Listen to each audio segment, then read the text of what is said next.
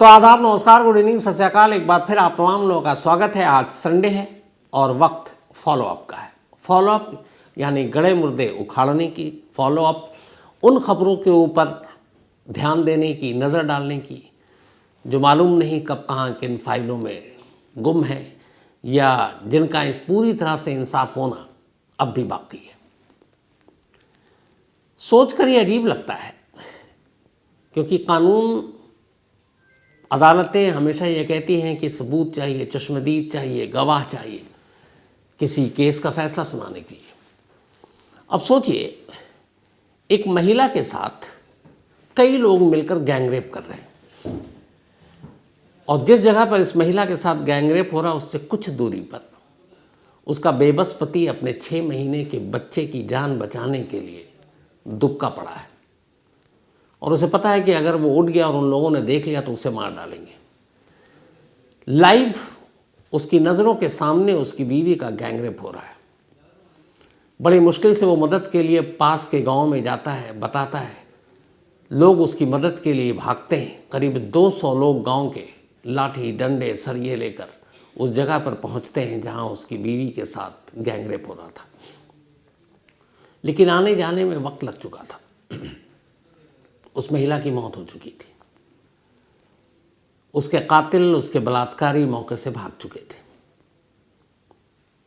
इसके बाद ये मामला कोर्ट में जाता है, पुलिस तक पहुंचता है। पति आई विटनेस है इस केस का और 6 महीने का उसका मासूम, लेकिन बच्चा कुछ समझ नहीं पाएगा। लेकिन एक विटनेस के सामने होने के बावजूद इस केस का क्या हश्र होता है और इस केस का कैसे रेप होता है। और आज ये केस कहाँ खड़ा है। फॉलोअप में आज बात छवि रानी की कहानी की। बात 80 के दशक की है।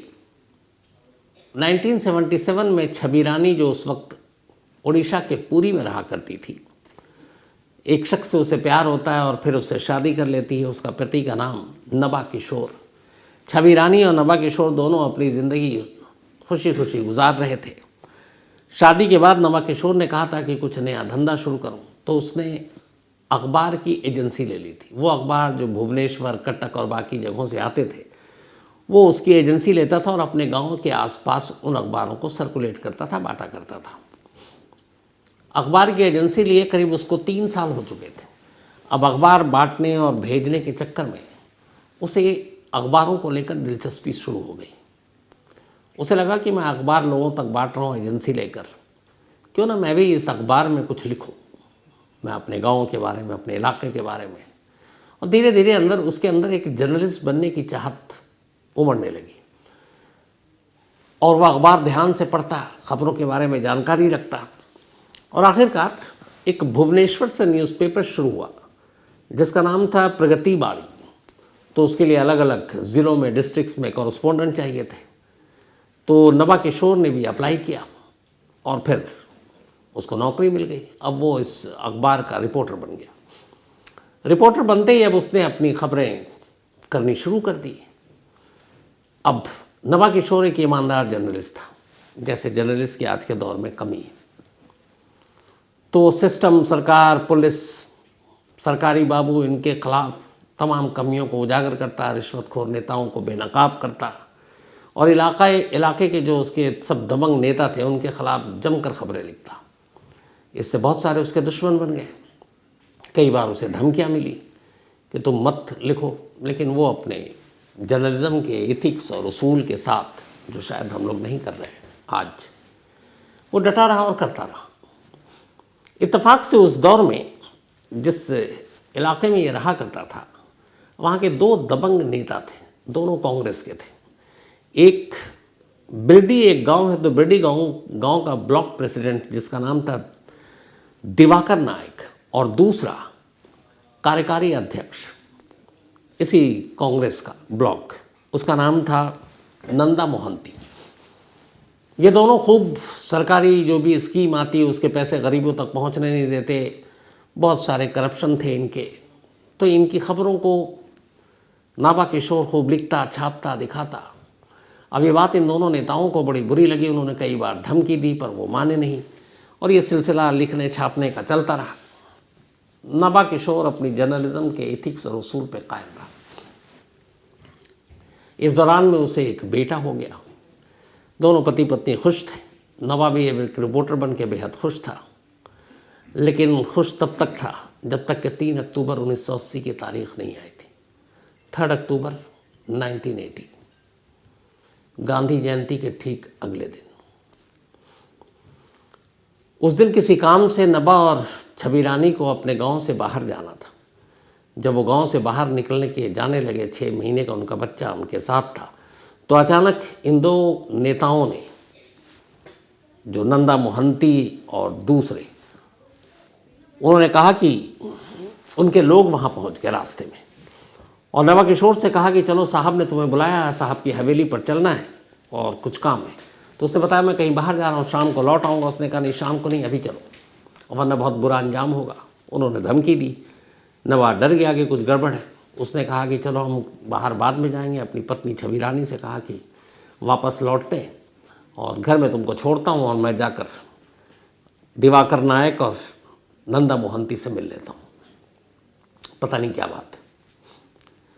अब ये कहकर वो घर छोड़ता है, लेकिन तभी रास्ते में वही लोग फिर वापस उसके पीछे, कि वो घर से लौटेगा, उसके पीछे पड़ जाते हैं और नंदा मोहंती को पकड़कर बुरी तरह पीटना शुरू कर देते हैं।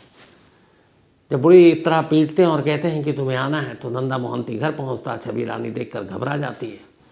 फिर वो कहती है कि जाकर अभी मिल लेते हैं। तो कहता ठीक है मैं जा रहा हूँ। वो अब पहुँचता है नंदा मोहंती के घर। वहाँ जब वो पहुँचता है तो वो कहते हैं कि तू बहुत ज़्यादा उड़ रहा है, हमारे खिलाफ खबरें छाप रहा है। अपने गुर्गों से उसकी बुरी तरह पिटाई कराते हैं और कहते हैं कि इसी वक्त अभी अपनी पत्नी और बेटे को उठा और ये गांव खाली कर दे। अब शाम हो चुकी थी, अंधेरा होने वाला था। वो कहता है कि मालिक सुबह तक का वक्त दे दीजिए, छोटा सा बच्चा है, 6 महीने का, बीवी है, इस वक्त कहाँ जाऊँगा, कोई साधन भी नहीं है। कहता अभी निकलना है तुम्हें। हार कर ये घर पहुँचता। छवि रानी से कहता जो भी ज़रूरी सामान है ले लो और अभी निकलना है। छवि रानी उसकी हालत देखकर वैसे ही घबराई हुई थी। 6 महीने के बच्चे को लेकर अब वो पैदल ही जा रहा है। पास में एक नदी थी, नदी का पुल पार कर रहा था। तभी अचानक उसने देखा कि बहुत सारे लोग नंदा मोहंती और दिवाकर नायक के चले आ रहे हैं उसकी तरफ। ये देखकर वो घबरा गया। छवि रानी अपने पति से कहती है कि तुम एक काम करो, इस बच्चे को गोद में पकड़ो और तुम कहीं छुप जाओ, मैं पीछे से आती हूँ। उसने कहा नहीं, उसने कसम दिया। उसने कहा कि अगर वो मारेंगे तो कम से कम बच्चा तो जिंदा रहेगा। तो नबा किशोर ने सोचा कि बच्चे को कहीं छुपा कर फिर वो लौट कर आते हैं, लेकिन इतनी देर में वो सारे लोग पहुंच गए और उन्होंने छवि रानी को पकड़कर पीटना शुरू कर दिया। अब इस दौरान में नबा किशोर अपने बच्चे का मुंह दबाए एक झाड़ी में बैठा है और सामने से सब कुछ देख रहा है। थोड़ी देर के बाद उन लोगों ने बारी बारी से छवि रानी के साथ बलात्कार किया। नबा किशोर का मन किया कि वो अपने बच्चे को लेकर वहीं पहुंचे, लेकिन फिर लगा कसम दी है, बच्चे की जान बचानी है। वो मदद के लिए उल्टे पैर दौड़ता है। पास में ही एक गांव था, उस गांव में जाकर वो सारी बात बताता है। गांव के लोग उसको एक पत्रकार के तौर पर जानते थे। वहाँ का मुखिया और प्रधान कहता है कि हम तुम्हारी मदद करेंगे। फ़ौरन मिनटों में 200 लोगों को इकट्ठा किया जाता है। सब डंडे लाठी लेकर उस जगह पे पहुँचते हैं, उस नदी पर। जब वहाँ पहुँचते हैं तो देखते हैं कि छवि रानी के जिस्म पर कोई कपड़ा नहीं, तमाम जख्म सर से पैर तक बुरी तरह से नोचा खसोटा गया और अब उसकी सांसें भी नहीं है। नबा किशोर पागल हो जाता है। गांव वाले भी ये देखकर हैरान कि ऐसी दरिंदगी कैसे। इसके बाद वो लोग लाश को उठाकर गांव लाते हैं और उसी रात पुलिस के पास नबा किशोर पहुंचता है और कहता है मुझे रिपोर्ट लिखानी है और मेरी बीवी के यहाँ लाश पड़ी है। पुलिस कहती है पहुँचो, हम लाश के पास आते हैं। पूरी रात बीत जाती है, थाने से कोई पुलिस वाला मौके पर नहीं आता। अगले दिन सुबह ये फिर जाता है। पुलिस वाले कहते हैं कि ठीक है हम रिपोर्ट लिख रहे हैं, थोड़ा वेट करो। पुलिस वालों से हार कर उसको वहीं पे एक सरकारी अफसर आकर ठहरे हुए थे, पोस्ट ऑफिस है वहाँ का, पता चला। वो गया तो उस इलाके के एसएसपी जो है, सीनियर सुपरिटेंडेंट ऑफ पुलिस, उस दिन किसी काम से आए हुए थे, ये हो सकता है इसी चक्कर में आए थे, वो मौजूद थे। ये नबा किशोर को पता चलता है। वो बड़े बाबू के पास जाता है, कहता है ऐसा ऐसा मेरी आंखों के सामने हुआ है और ये पुलिस वाले रिपोर्ट नहीं लिख रहे हैं। एसएसपी अपने एसएचओ को हड़काता है और कहता है रिपोर्ट लिखो। एसएसपी के सामने अब रिपोर्ट लिखा जा रहा है। वो सारे नाम बताता है, सब नाम लिखा जा रहा है। लेकिन जैसे ही वो कहता है कि यहाँ के कांग्रेस ब्लॉक प्रेसिडेंट दिवाकर नायक और नंदा मोहंती एक्टिंग कांग्रेस प्रेसिडेंट इस ब्लॉक के, एसएचओ हाथ रोक लेता, कहता है इन दोनों का नाम हटाकर बाकी सबके लिखाओ। वो कहता नहीं, इन्हीं की वजह से हुआ और इन्होंने ही मुझे मारा है। नवा अपनी बातों पर कायम रहता है। एसएसपी सामने खड़ा है, एसएचओ गुस्से में एफआईआर ही फाड़ देता है, कहता है इनका नाम जब तक तुम नहीं छोड़ोगे मैं एफआईआर नहीं लिखूंगा। नवा वापस आ जाता है। अब भी लाश का अंतिम संस्कार हुआ नहीं। गांव वाले गुस्से में, अब गांव वाले भी नवा किशोर और उसकी पत्नी छवि रानी के साथ हो गए। इसके बाद उन्होंने जो इलाके के नेता थे कांग्रेसी और इन सब के लोग, दिवाकर नायक और मोहंती के, उनमें से एक का घर जला दिया। जब घर जला तो फिर मामला बड़ा हो गया। पुलिस बैकफुट पे आई। अब पुलिस ने मजबूरन रिपोर्ट लिखी रिपोर्ट लिख लिया गया। इसके बाद अब पुलिस ने अपनी तफ्तीश शुरू की। तफ्तीश क्या, लीपापोती शुरू हो गई। तमाम आला पुलिस अफसर इस बात में लग गए कि नबा किशोर, बाकी तो नाम लिखा है लेकिन बड़े जो कांग्रेसी नेता हैं, चाहे वो मोहंती हो, नायक हो, उसका नाम ना लिखे। उन्होंने खूब समझाया, उसे 50,000 रुपये देने की पेशकश की, टॉर्चर किया, फिर एक रोज़ प्रेस कॉन्फ्रेंस की। और प्रेस कॉन्फ्रेंस में अब पुलिस को लगा कि उन्होंने नबा किशोर को सेट कर लिया, वो वही बोलेगा जो उन्होंने सिखाया। नबा किशोर ने पुलिस के सामने कह दिया कि हाँ ठीक है, आप जो कहेंगे हम उन्हीं का नाम लेंगे। प्रेस कॉन्फ्रेंस शुरू हुई, तब मीडिया अखबार के लोग थे। जैसे ही उसने पत्रकारों को देखा, नबा किशोर का अपना पत्रकार जागा और उसने उनके सामने कहा कि पुलिस मुझे टॉर्चर कर रही है कि इन नेताओं के नाम मैं न लूँ, जबकि ये नेता मेरी पत्नी छवि रानी के रेप और मर्डर के अक्यूज्ड। जब ये मीडिया में बात उसने पुलिस वालों की मौजूदगी में कह दिया तो उनके हाथ पैर भी फूल गए। अगले दिन सारे अखबारों में खबर।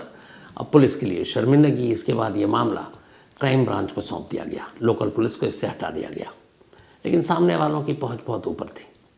अब पुलिस चार्जशीट तैयार करती है और अदालत में पेश करती है, लेकिन अदालत में पेश करने से पहले फिर नबा किशोर को कहा जाता है कि मजिस्ट्रेट के सामने तुम उन नेताओं के नाम मत लेना। नबा किशोर भी पुलिस हिरासत में उनके तिकड़म समझ चुका था। अदालत पहुंचता है, पुलिस वाले इशारा करते हैं, जज साहब जैसे उससे पूछते हैं, वो फ़ौरन पुराने बयान पर कायम हो जाता है और कहता है कि जज साहब मेरी पत्नी के गुनहगार ये लोग हैं, और उनमें वो नंदा मोहंती और दिवाकर नायक का भी नाम लेता है, और एक और राजू नाम है, वो भी एक बड़े नेता। जज साहब ये सुनते हैं, बयान दर्ज होता है। इसके बाद मुकदमा चलता है लोअर कोर्ट में। लोअर कोर्ट में जज साहब कुल 8 लोगों को उम्र कैद की सज़ा सुनाते हैं, जिनमें ये दिवाकर नायक और नंदा मोहंती भी हैं।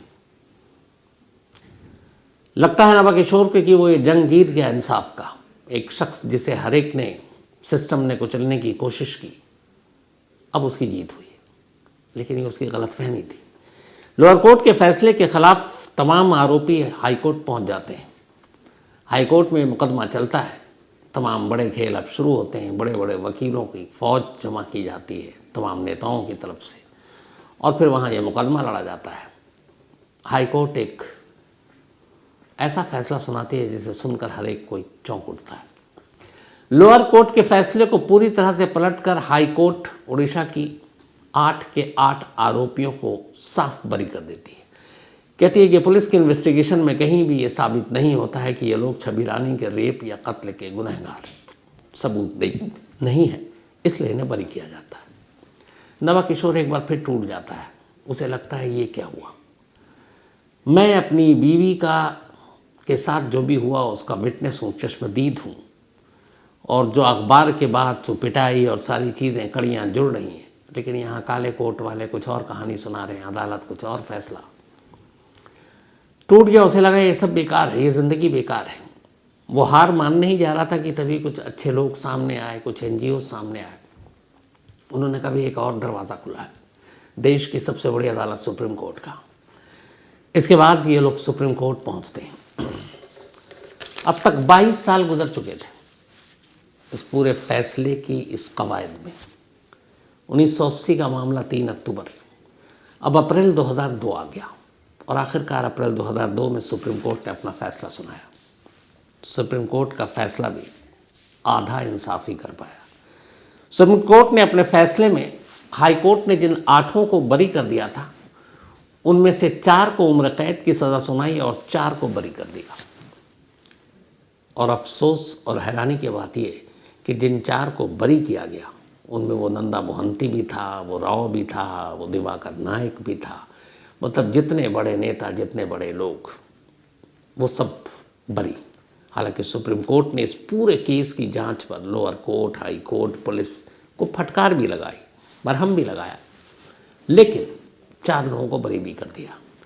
जब ये फैसला आया तो नवा किशोर यही सोच रहा था कि इस फैसले पे वो खुश हो या रोए, क्योंकि उसके हिसाब से वो एक ऐसे गुनाह का इकलौता चश्मदीद था जिसके सामने सब कुछ हुआ। उसका मासूम बेटा उसकी गोद में था, उसकी पत्नी उसके सामने लुट रही थी, उसको मारा जा रहा था, और उसकी इस गवाही के बावजूद अदालत उसके बयान पर भरोसा करने को तैयार नहीं।